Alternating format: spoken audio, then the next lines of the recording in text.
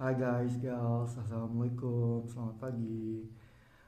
Gue cuma mau ngomongin bahwa sebenarnya ini buat orang Muslim ya, buat orang Muslim. Tapi kalau misalkan Al-Quran itu diakui sebagai perkataan dari Tuhan yang Maha Kuasa, Tuhan yang Maha Esa, dan berlaku untuk semua umat manusia, maka boleh diambil juga hikmah dari pesan video ini ya. Jadi Tuhan itu, Allah itu menyuruh kita untuk membaca. Itu perintah pertama, Iqra. Itu yang turun pertama loh, Iqra. Kenapa Allah mau nyuruh kita baca atau mau merintahkan kita baca? Ya karena kita harus tahu informasi tentang diri kita sendiri dari Tuhan. Caranya adalah dengan membaca kitab suci ya dari Tuhan yang tidak diubah sama manusia ya. Jadi di dalam Al-Quran itu ada kitab-kitab suci yang masih diakui dan tidak dirubah oleh manusia ya, selain Al-Quran. Terus udah gitu yang kedua adalah supaya kita bisa memahami diri sendiri, bisa memahami lingkungan kita, bisa memahami Tuhan kita, bisa memahami alam semesta. Jadi kita itu dikasih tahu sama Tuhan untuk membaca supaya kita kaya di dalam dengan ilmu dan pengetahuan. Karena Tuhan itu maunya kita kaya. Karena Tuhan itu maha kaya, maha berlimpah. Buktinya Tuhan itu maha kaya, maha berlimpah. Satu biji mangga itu bisa jadi puluhan biji mangga lainnya dan puluhan pohon lainnya. Jadi beda sama sistem yang berlaku saat ini yang dibangun sama manusia ya.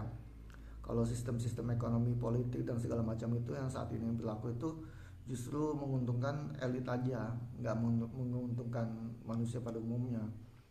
Sedangkan hukum alam semesta itu hukum keberlimpahan. Jadi kemiskinan itu bukan dari Tuhan. Kemiskinan itu dari kemalasan kita untuk membaca, untuk mencerdaskan diri. Dan karena kebodohan kita, makanya orang zalim bisa berkuasa karena kita nggak mau baca gitu, nggak mau baca, nggak mau berusaha. Kalau kita baca Al-Quran gitu misalkan ya, kita udah tahu bahwa Tuhan tuh maha kuasa. Jadi kita nggak usah takut sama apapun gitu loh. Karena Allah udah ngasih kita akal, ya, jiwa, udah ngasih kita waktu, rezeki, tubuh yang lengkap, rata-rata alhamdulillah. Sama kehendak bebas. Tinggal kita milih, kita mau cerdas atau enggak, gitu aja. Kita mau berusaha atau enggak. Karena kata Tuhan, rubah dulu apa yang di dalam diri sendiri, baru keadaan di luar berubah. Sekarang kalau ada orang-orang yang mau menzalimi, ya berarti kita harus bangkit dong gitu. Kenapa kita harus takut? Caranya adalah mencerdaskan diri dulu, membuat diri sendiri kaya di dalam sini dulu. Belajar, praktek, berpengalaman, dapat jam terbang, padu padankan pengalaman jam terbang itu menjadi solusi barang jasa atau barang dan jasa. Nah, Tuhan itu menciptakan bahasa itu supaya kita bisa memahami ya. Jadi bahasa itu tidak milik siapapun kecuali Tuhan, termasuk bahasa Inggris. Nah, kalau ada bahasa Indonesia, kita bisa terima informasi mengenai kebenaran-kebenaran Tuhan, bisa mencerdaskan diri dengan bahasa Indonesia. Tapi kalau kita bisa berkomunikasi dengan mahir bahasa Inggris, betapa banyak ilmu dan keterampilan lainnya yang terbuka dari bahasa Inggris itu ya. Selain dari bangsa barat yang berbahasa Inggris, hampir semua ilmu dan keterampilan yang penting dari bangsa Cina, bangsa Jepang, bangsa Filipina, bangsa India, Arab, Amerika Latin, Afrika, itu udah diterjemahin ke dalam bahasa Inggris. Jadi kita tinggal pilih kita mau yang mana nih, kita sukanya mana, minat kita apa. Karena Tuhan itu memberi kita semua masing-masing bakat dan talenta yang luar biasa. Tinggal kita mau latih dan praktekin atau enggak ya. Jadi enggak terbatas gitu ilmu dan keterampilan dari Tuhan selama kita mau gitu. Nah sekarang kita ngaku orang beriman, misalkan orang muslim ya, ngaku beriman, masa cuma mau duduk berdoa dan berzikir doang? Hah? Gak mungkin dong. Sedangkan para nabi dan rasul aja harus tetap berjuang gitu. Selain berdoa dan berzikir, mereka tetap berjuang toh. Bahkan ada yang ditelan ikan, ada yang dipanggang, ada yang nggak punya bapak sejak kecil, sejak lahir, lalu habis itu umur 6 tahun nggak punya ibu.